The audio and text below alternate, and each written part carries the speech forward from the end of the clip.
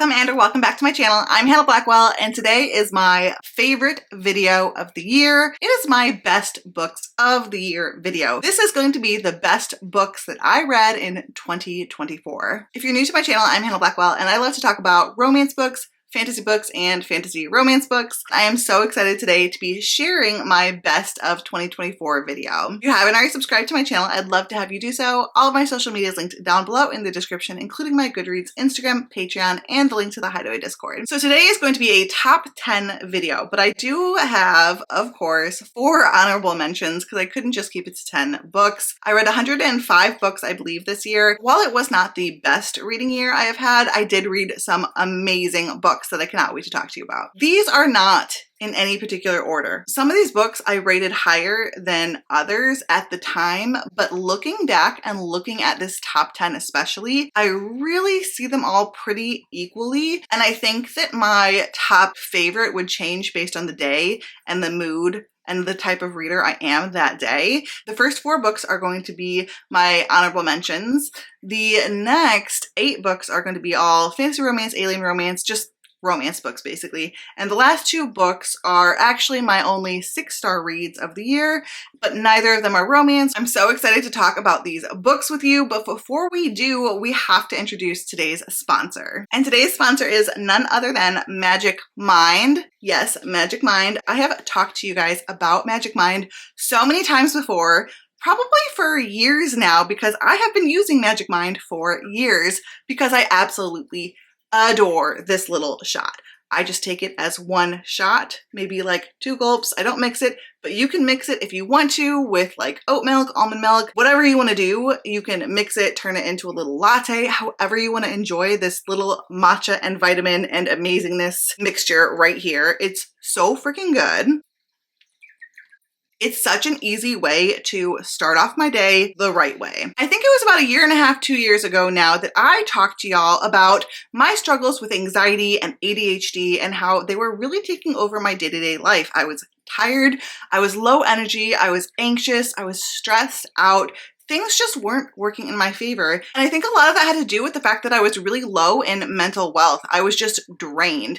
Mental wealth is about investing in habits today so you can build resilience for future challenges. And there's a lot that I have done since then to really work on my mental wealth. And one of those things has been taking Magic Mind. And when we're looking at mental wealth, we're really looking at sleep, diet, exercise, stress management, and external factors as well. And Magic Mind has nutrients and vitamins that really help with your focus and your sleep, and it's made such a huge difference in my life. I just love Magic Mind so freaking much. I can't say enough about it. January is honestly the perfect time to try out Magic Mind. They have an amazing deal going on, and there's no better time than the new year to be working on your mental resilience. And for the first time, you're going to be able to get a 24-hour focus and sleep pack for 45% off. To get 45% off your bundle, go ahead and click the link down below. I really hope you guys check out this deal because Magic Mind has been such a game changer for me, and I just can't wait for you guys to try it out and see what it means to have these vitamins and nutrients that can really build your mental wealth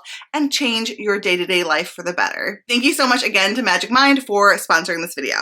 So without further ado, let's get into the honorable mentions today. The first one is going to be Desire in His Blood by Zoe Draven. This is a vampire slash berserker slash alien romance, and it's so freaking good. This is true enemies to lovers. Our heroine's father has basically wasted away all of their money, I think through gambling, but I could be wrong.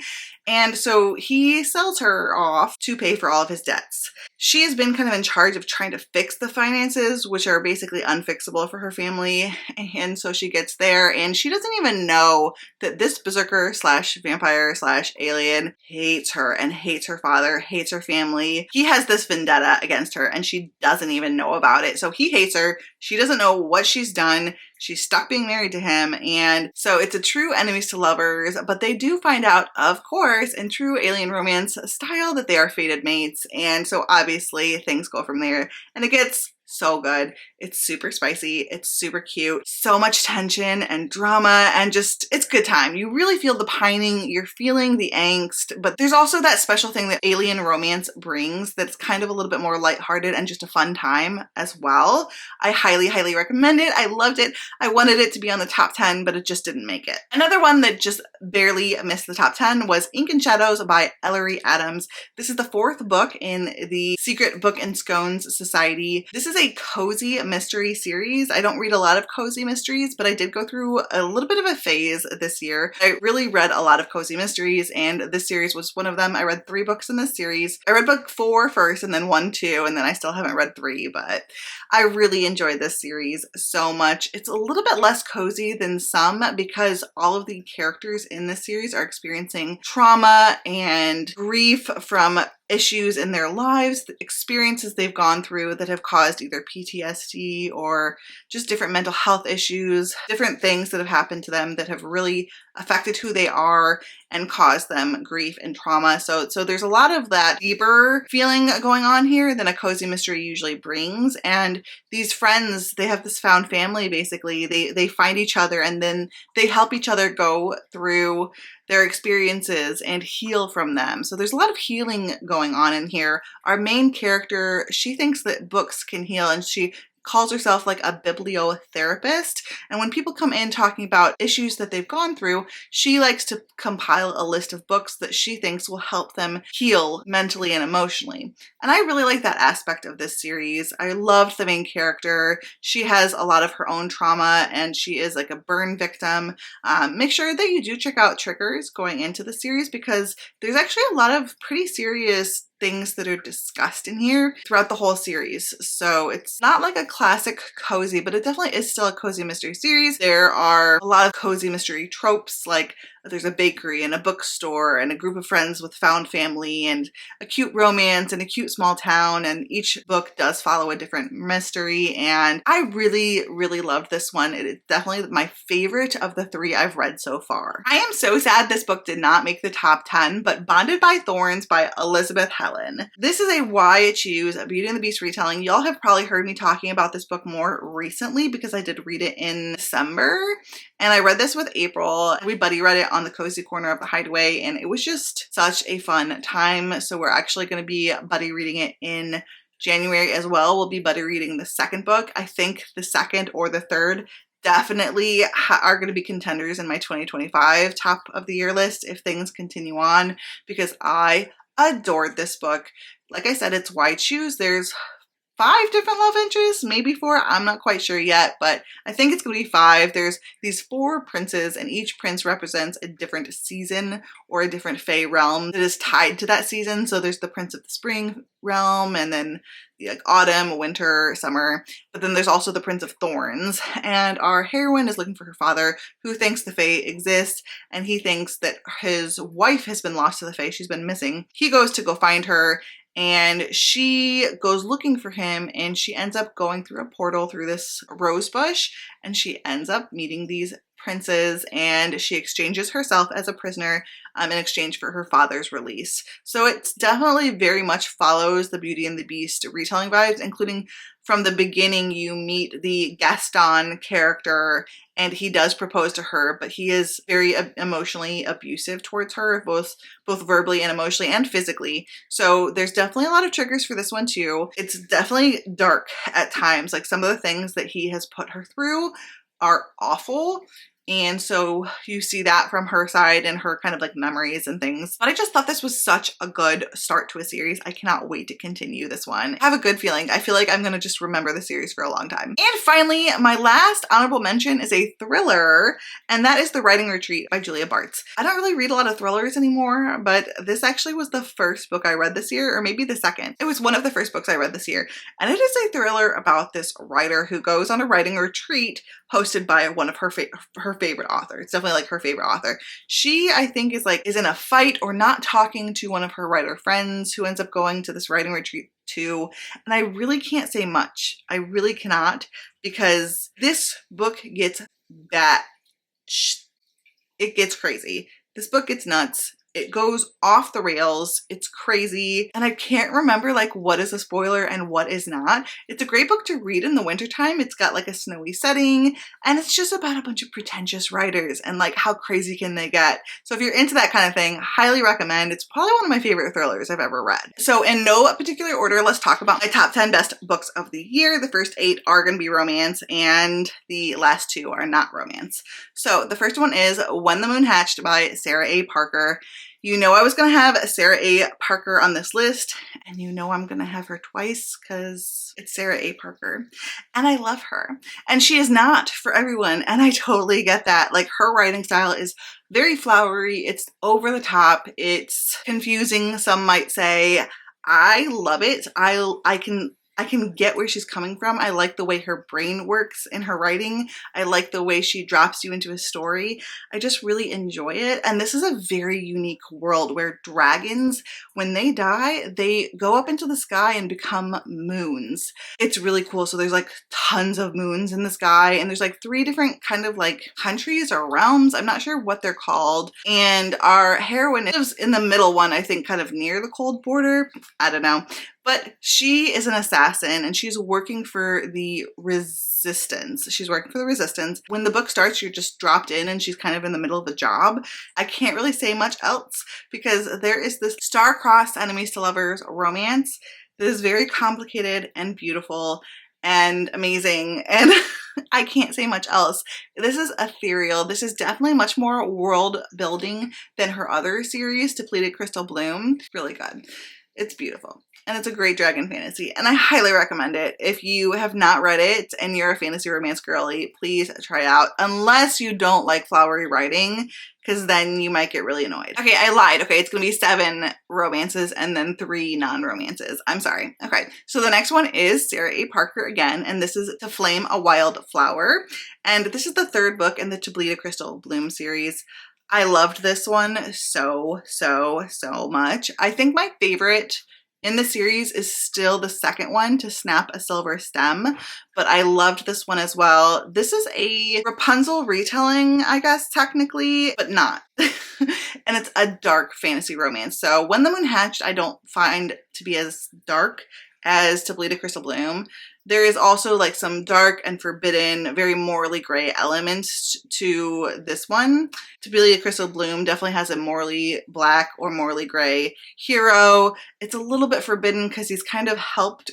He hasn't really raised our heroine, but he's given her a place to stay. Like, she stays as his ward in his castle or his keep, and she's in this tower, but she's kind of more keeping herself hidden away. She is scared of the outside world because he saved her as a child when her whole family was unalived in this really horrific, awful event.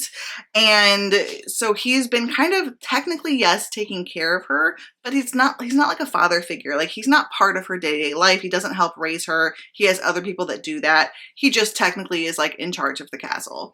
He also does require her to give him a drop of her blood every single night for her whole life. So there's that too. This is book 3 in that series, and I loved it. I loved seeing where we've gone, how much has happened, and I just can't wait to find out what happens next with Orlaith. She is just one of my favorite fantasy romance heroines of all time. Okay, next we have Taken to Veraxia, and this is by Elizabeth Stevens. This is book 1 in Xviri Mates. Every time I say that, I'm like, Xviri. I'm trying to say it kind of like I heard on the audiobook, but it's kind of hard to say. But this is an alien romance series that's very unique. You have these human women that are on this moon, but they are basically treated very poorly. They don't have enough food, they don't have enough of anything they need, medical supplies, and they're having to partake in this wild hunt type of situation that results in SA by these people that come once a year, and it's like part of their agreement in order to receive food. So when the head of like the empire comes and shows up because he is looking at resources that are going to this moon and he's not sure why they are or what's going on. So he goes and he's like, what's going on here? Because this is totally against their codes. But when he gets there, he smells his mate. And so he meets his mate, but he also, there's this whole situation of like, what's been going on this moon? Why is this happening? because it's supposed to be like his citizens, but he has had no idea that this is happening. So it's like a whole thing. There's a lot of like political intrigue going on. There is fated mates. There's enemies to lovers because of what she has had to endure, technically by people that are under him. And it's very complicated, but it's also really well written and very spicy. Like Elizabeth Stevens can write some spice. It's very spicy. And I just loved it. I felt like it was probably the most unique alien romance I have ever read. And I cannot wait to continue on in that series. Next is a book that made me realize that I could basically be obsessed with Omegaverse.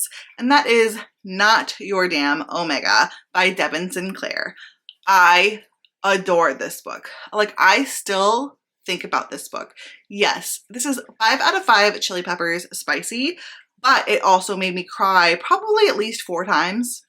Like, this book had me bawling my eyes out. Now, I don't think that everyone is going to have the same experience reading this book. I think I have some like personal things that really like, I related a lot to this heroine in this book. So there was like a lot of my own personal kind of relation going on for why I liked this book so much, but I just related to the heroine. She has this older sister that just takes up all of the spotlight, and kind of she is always having to change or act or do differently in order to be the right complement to her sister. Her sister is this famous actress, and her mother wants her to kind of play a certain role because she thinks it will be better for her sister's image. And she never really thinks that anyone could like her for her. She never really thinks anyone could want her. And so she really has trouble when going through this process to find a pack because she is an Omega and she doesn't really know who to trust. She doesn't think that anyone wants her for her. She thinks everyone wants her for her sister. So she is having a lot of trouble. She ends up smelling someone who smells amazing. And if you know Omegaverse, that's like the whole thing. Like, that's how you smell your mate or whatever. And she finds her pack, but she has trouble kind of like believing that they actually want her. And she does by the end, obviously. And it's so beautiful for her to find this pack, and each person is so unique, and it's very spicy, very spicy. It's definitely like on the sweet Omegaverse side of Omegaverse, because there's usually like sweet or you have dark or just kind of like regular, but this is like very sweet Omegaverse, and I loved it so much. I need to read more Devin Sinclair. Next, I have a book that I know is going to be on a lot of people's favorite books of the year, and that is Quicksilver by Callie Hart. This is a fantasy romance book. This is the first book in a fantasy romance series. Cannot wait till the second one comes out. But this is like epic political fantasy romance. Our heroine is living in a very poor community in like a desert city. She's very poor. The queen is rationing water, very small amounts. So people are dying of thirst. People are dying of hunger. And she ends up stealing something from one of the guards and gets caught, and she's brought to the queen. In the process, she falls through a portal and discovers that Fae are real. She is now in this snowy Fae realm. She has powers, and the king there wants to use her powers because they're very unique. So she ends up having to work in close proximity with this dude that hates her. And he is a Fae, and he really hates her. He thinks that she's just weak and nothing, and they do not get along. And it's banter all the way. It is tension, it is spice, it is steam. It is so freaking good. It's super snowy too, like it's snowing and icy and like a really nice wintry setting too. So I think it's a perfect time of year to read this if you haven't read it already, but any time of year, to be honest, is perfect to read Quicksilver because it's really good. It's a wonderful fantasy romance. I highly recommend. Another fantasy romance that I just basically died for was Spark Up the Everflame by Penn Cole. This is a really cool fantasy romance where our heroine is a healer and her mother goes missing. One day she has to go to the castle where there are these descended children who need to be healed. They've gone through an accident and they need help. Descended are like Fae basically in this world, but the descended children, they can't heal like regular Fae who heal really fast. And so she goes there one day. She meets the prince of the descended and they kind of hit it off, but are kind of at each other at the same time. Her and her boyfriend have been together for a long time, and he is part of this rebellion and kind of brings her into it. So there's also these tensions between like helping people because she wants to be a healer, so she doesn't really want to take sides, but at the same time she has all this anger towards the Descended. But also there's just a lot going on in this. It's very complicated, very political. I'm really looking forward to seeing what happens next. Things ended with a crazy cliffhanger, a giant twist, and I can't wait to see what happens next. This was such a good fantasy romance. I waited way too long on this one. Everyone was talking about it and I didn't pick it up, and I wish I had picked it up sooner, but I'm so glad that I finally did. And I'm picking up Glow of the Everflame in January. I got the audiobook too, and I just can't wait. I can't wait to get to it. Okay, now we have the last romance slash fantasy romance on this list, and this one might be my favorite fantasy romance of the year. I'm sure it could change on the day, but for now, this has been feeling like my favorite, and that's Metal Slinger. This is by Rachel Snyder, and this is a fantasy romance about this girl who is on this floating island type of thing. If you imagine like the Everglades where you have like trees coming out of the water and they're like using those trees to build platforms and things like that. So it's like this floating city island type of thing. And they go once a year to this market, and she ends up going. She's allowed to go. She's part of like this war academy, like this military academy. She's training to be in the military, but she's technically is active duty in the military too at the same time. And she gets into some trouble at the market. She's caught stealing, but she didn't actually steal anything. Like she's kind of like framed. And it basically sets off this crazy chain of events. It's very good. There are twists, there are turns, there is intrigue, there is plot. The plot is plotting. It's so flipping good. It's not really spicy. It's not really super hot or anything like that, but the plot, the intrigue, and I'm so excited to find out what happens next. Like I just like was fist pumping at the end of this book. Like I was so excited. I was like kicking my feet. I was freaking out. I was like jumping around my house. My husband thought I was crazy. I was just like so excited and happy and like, oh, this book is amazing. This book is amazing. If you have not read it, please go pick it up now. Like after this video, like I'm almost done. Just hold on like a few more minutes. But then go pick up Metal Slinger. Okay, I've got 3 non-romances to discuss that were all amazing.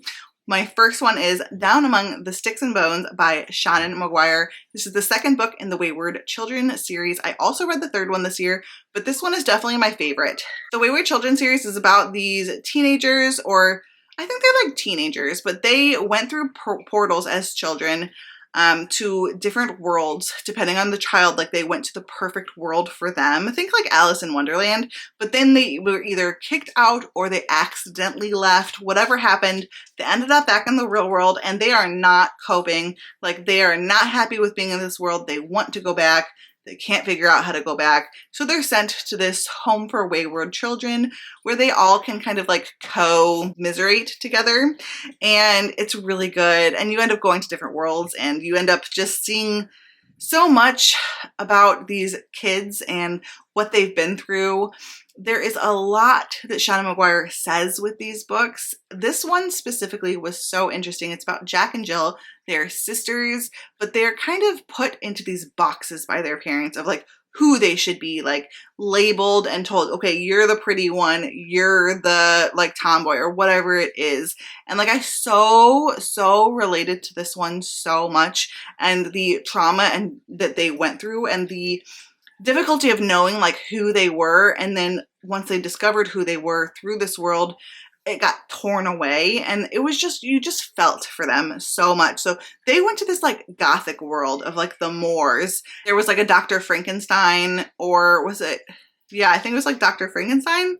And then there was also like a vampire lord too. So it was just this gothic paranormal type of world. I just thought this whole book was so good. It was perfection. I think I gave it 5 stars, but looking back, I think it might be a 6-star read. And then we have my 2 other 6-star reads of the year. One is 4 Winds by Kristen Hanna. This one I know is probably one of the most popular books in like modern times.